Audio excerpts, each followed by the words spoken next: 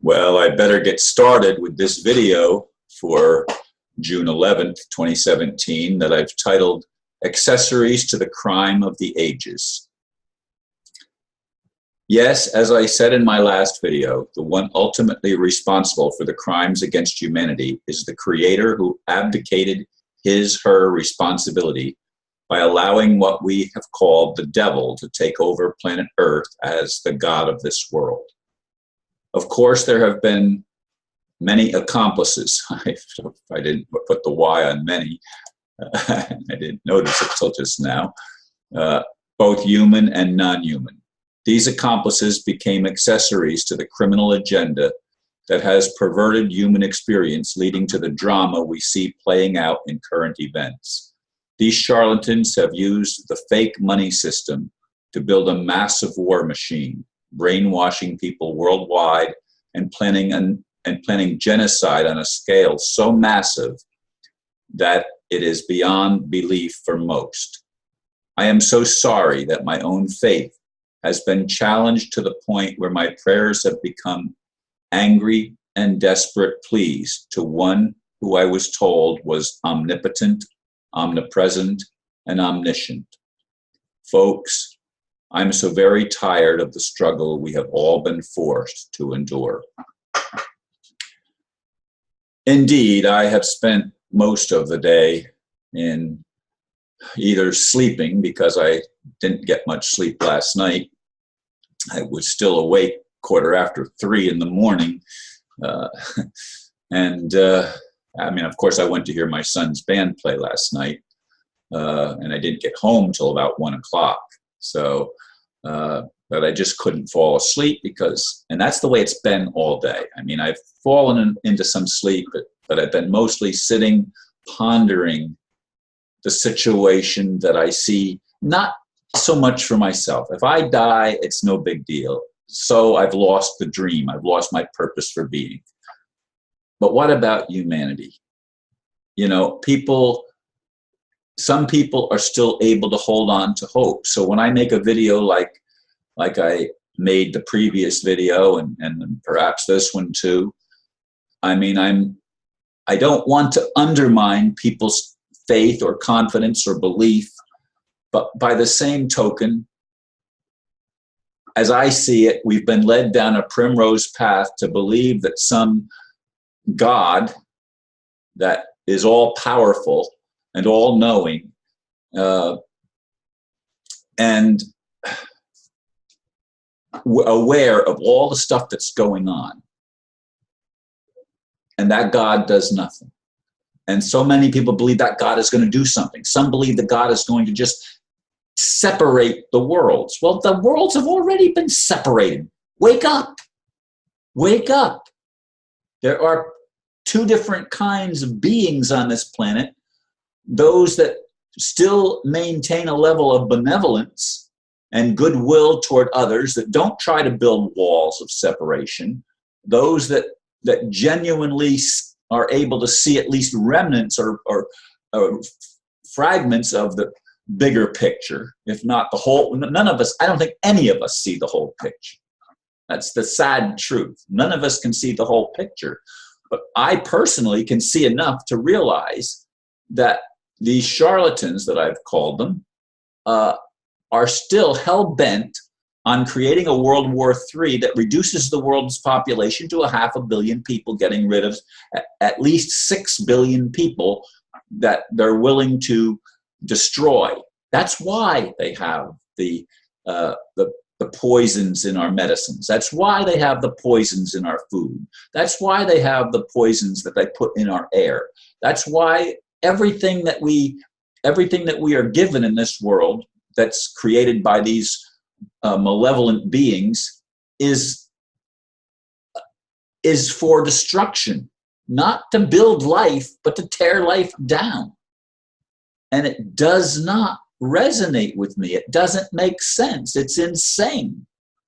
And somehow I would like there to be a revelation of some sort that people would no longer be able to hide from the reality that we're all interconnected, and that when we kill anyone else. We're killing a part of ourself, of our own being, because we're interconnected. We're not separate. And this is something that we have to grasp if we're going to be able to turn it around. And when I say I want God to take action, that could be the action, to be an outpouring of grace and knowledge and truth upon us, that we would be able to no longer uphold the lies that have demonized us against each other, so that the Islamic world becomes the demon, the created demon of the whole planet. And that seems to be what they're trying to do. They're trying to make it the demon, but they're trying to wipe out Christianity. They're trying to wipe out the real Jews that have a spiritual faith and love that is decent. They're trying to wipe out the Muslims and the Buddhists and all of the religions and create a non-religion, which that ultimately might not be a bad thing. But who's in charge of it? If it's the cabal that have malevolent intent, then it's not a good thing. It has to be the loving God that steps up and say, okay, I'm going to be God, and I'm going to stop this nonsense. I'm going to bring peace to earth. And unless God does that, but unless God does that, I don't see much hope for being alive. And I don't like living like that. It just drains my energy. It saps my strength. It makes me so that I don't want to do the things. I mean, yes, I'm eating, and I'm eating better than I've probably eaten in a long time. I'm very careful as to what I put into my body. I take my vitamins. I've stopped exercising. I was exercising regularly. I haven't been doing that of late. And most days, or many days, I don't even go out of my room. I don't even open the door and go out into the hall. I mean, sometimes 3 days out of 7, that's been the case this past week. Of course, this next week, as I said, I have responsibility to take my granddaughter to her violin class lessons that go 7 hours a day for 5 days in a row, Monday through Friday. But I'm struggling. I'm really struggling, folks, because somehow we have to be able to see the truth, because unless we see and are able to acknowledge the truth, if we're going to keep believing lies, we'll never get out of the conundrum that we're in. We'll never get out of it. We have to be able to be uplifted to the point where we can see this is what's really been going on. And as far as Lucifer or Satan or the devil or whatever you want to call him being bound for 1,000 years, unless that fallen angel can truly repent, it needs to be bound forever, not for a limited period of time, even if it's a millennia, which is but a drop in the bucket of eternity.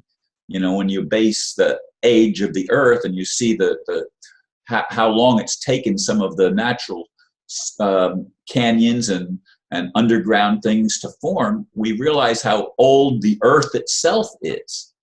And we don't even know what the earth is. I mean, there's still people out there claiming it's flat, which doesn't make sense to me. That's medieval nonsense, that it's a flat earth and you can sail off the edge of it. That's BS. It's not flat. I have flown from the United States from Melbourne to Melbourne, from Melbourne, Florida to Melbourne, Victoria, Australia. I have been there in both hemispheres, on both sides of the planet. That's why I set my time by, I've been putting my videos up basically on Australian time for a year. And I want change. That's what I want you to get through. This is my brother's birthday, and I appreciate all of you that have made wonderful comments about my brother and my nephew, and such a tremendous loss it was for the Van Dyke family. And that's not even the whole thing. I mean, there are more family members that have suffered crazy, insane deaths in the Van Dyke Klan. We live on an insane planet, apparently run by an insane God that brings punishment not just to the children of the third and fourth generation, but to the children of the 1,000th and 10,000th generations. It's got to stop. That's what I'm saying. The crime of the ages is the crime against creation itself by the Creator itself, whatever that is, himself, herself, whatever. Thank you for listening, and sorry I went almost 11 minutes, but namaste.